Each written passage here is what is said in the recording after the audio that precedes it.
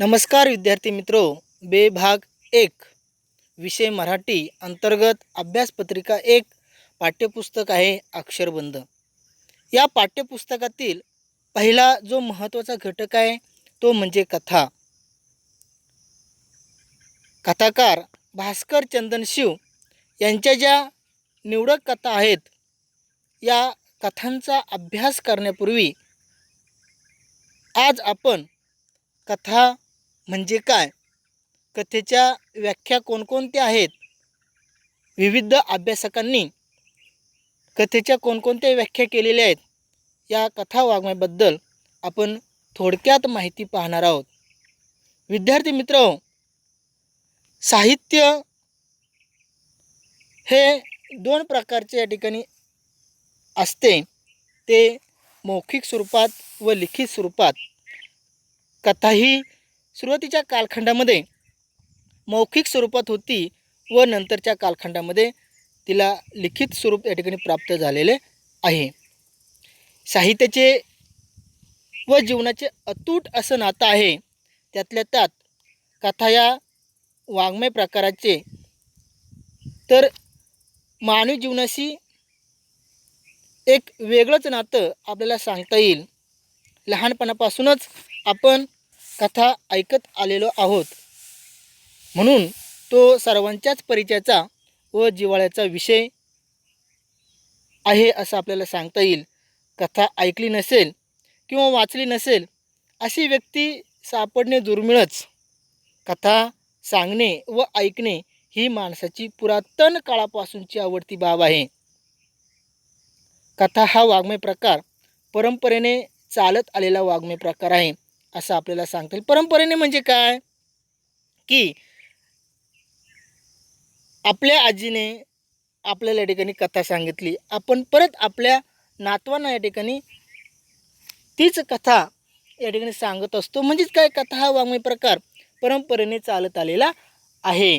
तो वर्षानुवर्ष तो वाङ्मय प्रकार पुढे या ठिकाणी चालत राहणार आहे।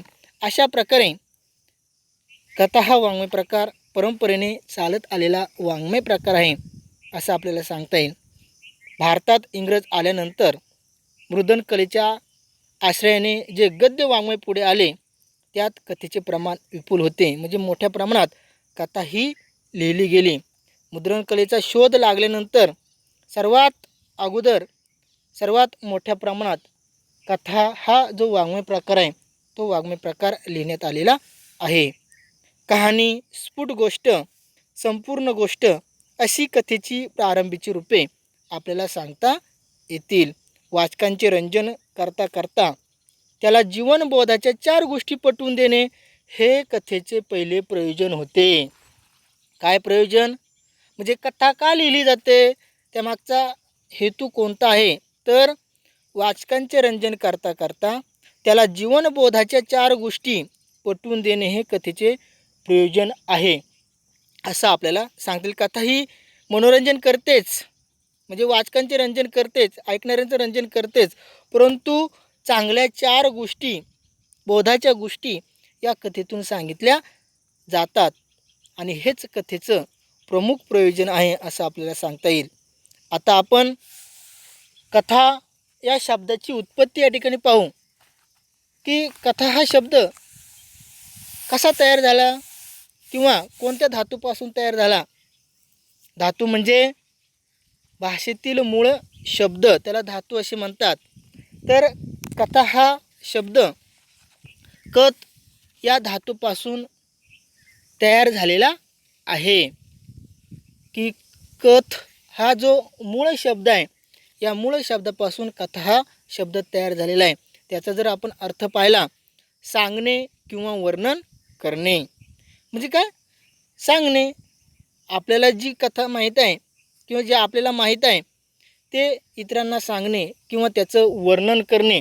एखादी घटना घडून गेली असेल तर त्या घटनेचं वर्णन करून सांगणे, असंही कथेचा अर्थ आपण थोडक्यात घेऊ शकतो। यानंतर जे अभ्यासक आहे डॉक्टर प्रल्हाद जोशी यांनी कथेला गोष्ट, कहाणी किंवा हकीकत याचं वर्णन करणे असाही अर्थ या डॉक्टर प्रल्हाद जोशी या अभ्यासकाचं मत या ठिकाणी आपल्याला विचारात घ्यावा लागतो.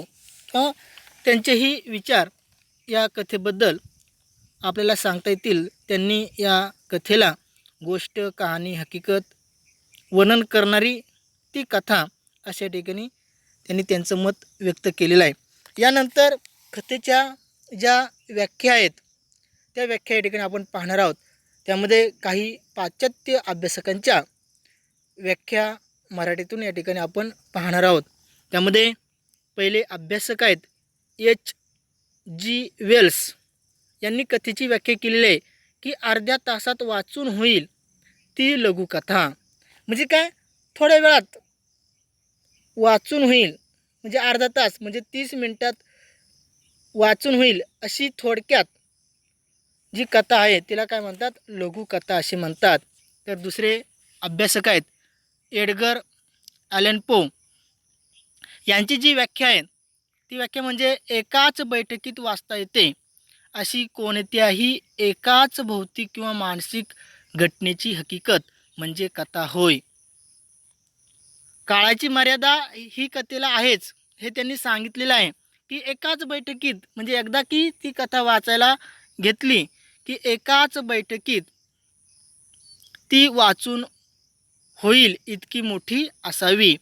अशी कोणत्याही एकाच भौतिक व मानसिक घटनेची हकीकत म्हणजे कथा होय. म्हणजेच या ठिकाणी काही मोजक्याच पात्रांच्या सहाय्याने मोजक्याच परिस्थितीत, भौतिक म्हणजे काय, काही मोजक्याच भौतिक स्थितीत आणि मानसिक घटनेची हकीकत म्हणजे कथा होय.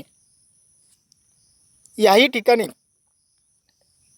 यांनी कथेचं लघुत्व या ठिकाणी सांगितलेलं आहे. यानंतर तिसरे अभ्यासक आहेत हडसन. याही अभ्यासकांनी लघुकथा ही सहजासहजी एका बैठकीत वाचून संपवणे इतकीच मोठी असावी, म्हणजे जास्त मोठी नसावी. लघुकथा ही लहानच या ठिकाणी असते. म्हणजे ज्या तीनही अभ्यासकांचा विचार केला तर या ठिकाणी काळाची मर्यादा त्यांनी घालून दिलेली आहे की कमी वेळेत कथा ही पूर्ण झाली पाहिजे. अशा प्रकारे या पाश्चात्य अभ्यासकांच्या ज्या 3 व्याख्या आहेत त्या व्याख्या या ठिकाणी आपण पाहिलेल्या आहेत. यानंतर काही हिंदी अभ्यासकांच्या व्याख्या आहेत त्याही या ठिकाणी आपण पाहणार आहोत. त्यामध्ये पहिले अभ्यासक आहेत चंद्रगुप्त विद्यालंकार. या अभ्यासकाने जी व्याख्या केलेली आहेत ती व्याख्या म्हणजे घटनात्मक एक हर चित्रण का नाम कहानी है और साहित्य के सभी अंगों के समान रस इसका गुण है. बघा, या हिंदी अभ्यासकाने जी हिंदीमध्ये व्याख्या केली आहे की घटनात्मक एक हर चित्रण का नाम कहानी आहे, की घटनांचं वर्णन, एकामागून एक ज्या घटना घडतात त्या घटनांचं वर्णन जर आपण करत असोल तर त्याचं नाव काय, कहाणी आहे. म्हणजे कहाणी म्हणजेच काय, गोष्ट आहे, कथा आहे. आणि याचं प्रमुख अंग आहे काय आहे, सर्वांचं प्रमुख अंग काय, रस निर्माण करणे, रस इसका गुण है, आवड निर्माण करणे. अशा प्रकारे चंद्रगुप्त विद्यालंकार यांनी ही हिंदीमध्ये व्याख्या केलेल्या आहेत. त्यानंतर दुसरे हिंदी अभ्यासक आहेत ललित प्रसाद सुकुल. यांनीही हिंदीमध्ये कथेची व्याख्या केलेली आहे, कहाणीची व्याख्या केलेली आहे. कहाणी, घटना या चरित्र विशेषे संक्षिप्त रसयुक्त चित्रण हे. संक्षिप्त म्हणजेच लहान. यांनीही कथेचं लघुत्व सांगितलेलं आहे. कथा ही कशी असते, लहान असते, थोडक्यात असते आणि ती रसयुक्त असते, रसयुक्त चित्रण असते. कारण त्या कथेमध्ये आपल्याला आवड निर्माण झाली पाहिजे, ती ऐकूशी वाटावी अशी ही कथा असली पाहिजे. रसयुक्त चित्रण या कथेमध्ये असलं पाहिजे, हे या अभ्यासकांनी या व्याख्यातून सांगितलेले आहे. यानंतर पुढचे अभ्यासक आहेत मुंशी प्रेमचंद्र. ते म्हणतात, सबसे उत्तम कहानी वह होती है जो किसी मनोवैज्ञानिक सत्य पर आधारित हो. आता या ठिकाणी मनाचा विचार केलेला आहे. मानसशास्त्रीय दृष्टिकोनातून त्यांनी कथेकडं पाहिलेलं आहे की सगळ्यात चांगली अशी कथा कोणती होऊ शकते की जी मानसशास्त्रीय मनोवैज्ञानिक सत्यावर आधारित हो.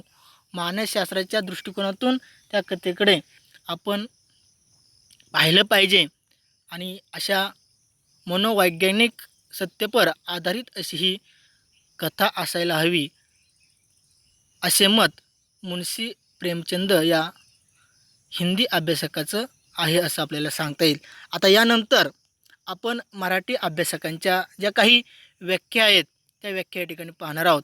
त्यामध्ये पहिले आहेत नासी फडके यांनी कथेबद्दल जी व्याख्या केली आहे की कमीत कमी पात्रे आणि कमीत कमी प्रसंग वापरून थोड्या वेळात परिणामकारक रीतीने सांगितली जाणारी व ऐकणाऱ्याच्या मनावर एकच एक ठसा उमटवणारी हकीकत म्हणजे कथा होय. सर्व अभ्यासकांनी तेच सांगितलेलं आहे. नाशी फडकेही आपल्याला तेच सांगतात की कमीत कमी पात्र, जास्त पात्र नाही, 3 ते 4 पात्रांच्या अवतीभोवती कथा ही फिरली पाहिजे आणि कमीत कमी प्रसंग या ठिकाणी कथेमध्ये विचारात घेतलेले असतात. त्याच रीतीने त्याच पद्धतीने या कथेमुळे ऐकणाऱ्याच्या मनावर एकच एक ठसा उमटला पाहिजे. म्हणजे काहीतरी त्याच्यातून बोध झाला पाहिजे, तात्पर्य या ठिकाणी त्यातून काहीतरी घेता आलं पाहिजे. बोधकथा हे जर उदाहरण आपण पाहिलं तर बोधकथा म्हणजे काय की त्यातून काहीतरी एक तात्पर्य निघतं, एक संदेश त्या कथेतून या ठिकाणी दिला जातो. हेच नाशी फडके यांना या त्यांच्या व्याख्यातून सांगायचे आहेत. त्यानंतर दुसऱ्या अभ्यासिका आहेत इंदुमती शेवडे यांनीही कथेची जी व्याख्या आहे ती व्याख्या या ठिकाणी केलेली आहे. त्या ठिकाणी म्हणतात की एकात्म अशा कथात्मक अनुभवाची अर्थपूर्ण संघटना म्हणजे कथा. एकात्म कथात्मक अनुभवाची अर्थपूर्ण संघटना म्हणजेच अशी अर्थपूर्ण संघटना आहे की त्यामध्ये कथात्मक अनुभव या ठिकाणी दिलेले आहेत. एक सुरीने एकामागून एक अनुभवांची एक संघटना, अर्थपूर्ण संघटना या कथेमध्ये या ठिकाणी असते. अशा प्रकारे अभ्यासिका इंदुमती शेवडे यांनीही आपलं मत कथेबद्दल या ठिकाणी सांगितलेलं. आणि तिसरी जी व्याख्या आहे ती व्याख्या डॉक्टर भालचंद्र नेमाडे यांनी लघुकथेची या ठिकाणी केलेली आहे. ते या ठिकाणी म्हणतात की लघुकथा हा कमी लांबीचा, चिंचोळा भाषिक अवकाश पुरवणारा, एक सुरी आशयसूत्रातून स्थलकालाचे संकुचित म्हणून तीव्र संवेदना देणारा साहित्य प्रकार आहे.